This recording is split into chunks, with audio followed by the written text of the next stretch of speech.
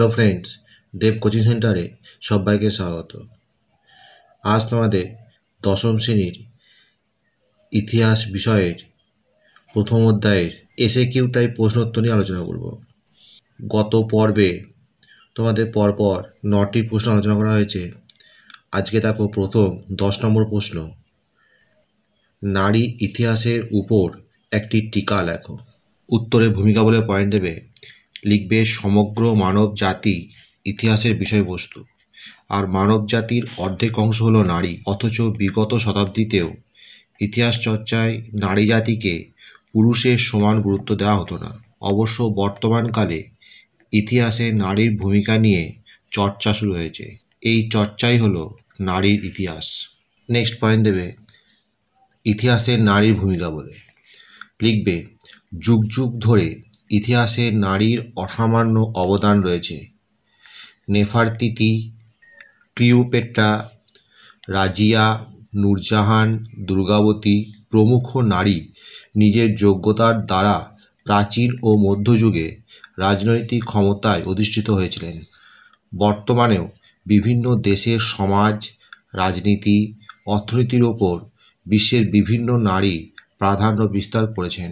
Next point দেবে, ইতিহাসে নারীর বন্ধন লিখবে ইতিহাসের আলোচনায় পুরুষের আন্দোলন, যুদ্ধ, রাজনীতি, কূটনীতি প্রভৃতি গুরুত্ব পেলেও নারীদের নেতৃত্ব, অধিকার, দাবি দেওয়া, আন্দোলন, মর্যাদা, শিক্ষা, সংস্কৃতি প্রভৃতি যথেষ্ট আলোচনা ইতিহাসে করা হতো না। নেক্সট পয়েন্ট দেবে, নারী ইতিহাস চর্চার সূত্রপাত লিখবে আধুনিককালে ইতিহাসে নারীদের ভূমিকা নিয়ে গবেষকদের দৃষ্টিভঙ্গির পরিবর্তন ঘটেছে এবং পুরুষের সঙ্গে নারী ইতিহাসের চর্চাও সমানভাবে গুরুত্ব পেতে চলেছে।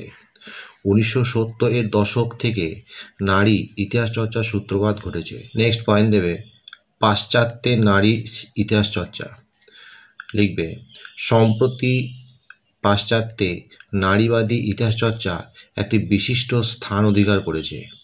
এক্ষেত্রে গবেষণা করেছেন জোয়ান কেলি, Gerda Lerner, Betty Friedan, Caitlin Moran, Jessica Valenti, Judith Butler প্রমুখ গবেষক।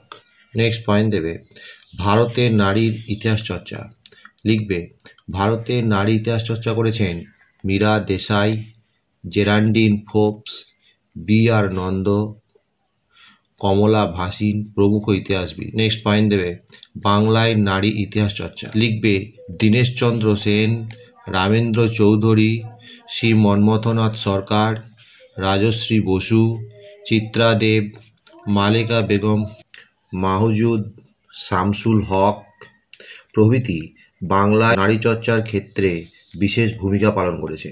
লাস্টে উপসংহার বলে পয়েন্ট দেবে, লিখবে নারীদের ভূমিকাকে বাদ দিয়ে ইতিহাস চর্চা অসম্পূর্ণ থেকে যায়।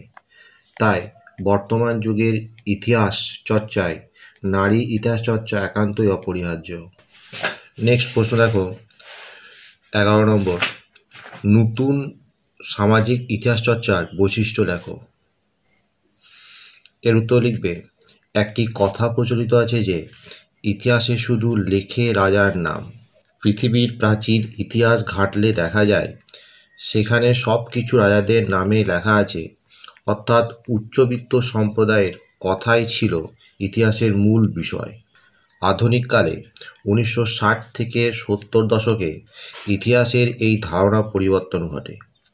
এই সময় ইতিহাসের বিষয় হয়ে দেখা দিল সামাজিক বিভিন্ন বিষয়, এমনকি সমাজে নিচুতলার ঘটনাসমূহ।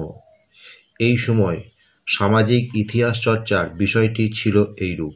সামাজিক দৃষ্টিভঙ্গি বলে পয়েন্ট দেবে লিখবে সামাজিক ইতিহাস চর্চার সাথে সাথে দেখা দিল সমাজের গুরুত্ব। সমাজের নিচুতলার কর্মকাণ্ড হতে লাগলো ইতিহাস।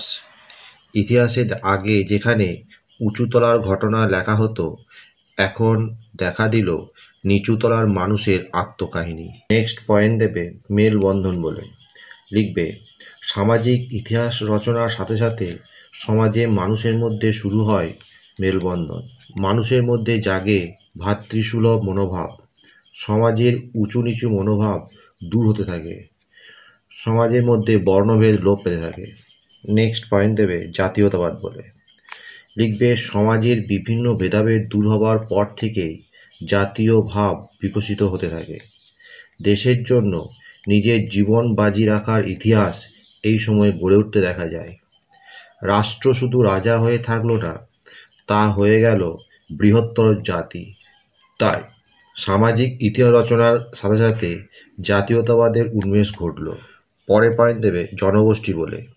লিখবে নতুন ইতিহাস রচনায় সাধারণ জনগোষ্ঠী শুধু সাধারণ হতে থাকলো না, ধীরে ধীরে সাধারণ জনগোষ্ঠী রূপ নিল এক বৃহত্তর জনগোষ্ঠী রূপে, এবং সাধারণ জনগোষ্ঠী বেশি গুরুত্বপূর্ণ হয়ে দেখা দিল। তাই নতুন সামাজিক ইতিহাস চর্চায় ইতিহাস পেল এক বৃহত্তর জনগোষ্ঠী। লাস্টে উপসংহার বলে পয়েন্ট দেবে। লিখবে নতুন সামাজিক ইতিহাস চর্চা বাস্তবিক পক্ষে এক নতুন ধারার সৃষ্টি করে।